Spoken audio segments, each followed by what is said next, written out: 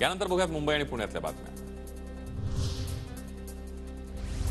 सारथी, बार्टी आणि महाज्योतीच्या पीएचडी परीक्षेतील पेपर फुटीची पुणे विद्यापीठाकडून दखल। 10 जानेवारीच्या परीक्षेचे पेपर तपासले जाणार नाहीत।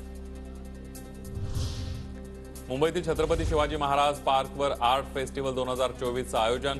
चित्रांच्या दालनाचं उद्घाटन आदित्य ठाकरेंच्या हस्ते करण्यात आलं।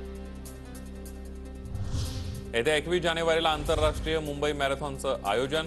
मुंबई मॅरेथॉनचं यंदाचं 19वे वर्ष। मुंबई मॅरेथॉनमध्ये 59,000हून जास्त धावपटू सहभागी होणार। रथ मोहोळच्या हत्येच्या कटात 2 नामांकित वकिलांचा सहभाग। हत्येच्या कटाची वकिलांना माहिती।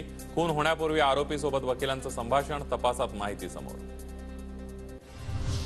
लोणावळा रेल्वे स्थानकावर रेल रोको आंदोलन। अनेक गाड्यांचा लोणावळ्यातील थांबा बंद केल्यानं स्थानिक आक्रमक। पुणे लोणावळा लोकल फेऱ्या वाढवण्याची ही मागणी। डोंबिवलीमध्ये सकाळी 9 ते रात्री 9 वाजेपर्यंत पाणी पुरवठा बंद राहणार। जलवाहिनीच्या दुरुस्तीच्या कामासाठी निर्णय। मुंबई महापालिकेमध्ये अभियंत्यांची 1000 पदं रिक्त असताना 800हून अधिक कर्मचाऱ्यांवर सर्वेक्षणाची जबाबदारी। अभियंत्यांना सर्वेक्षणाच्या कामातून वगळण्याची मागणी। मुंबई विमानतळावर 40 कोटी रुपयांच्या कोकेनसह थायलंडच्या महिलेला अटक। 21 वर्षीय महिला इथिओपियातील अदिस अबाबा इथून आली होती। मुंबईमध्ये एनडीपीएस कायद्याअंतर्गत महिलेला अटक।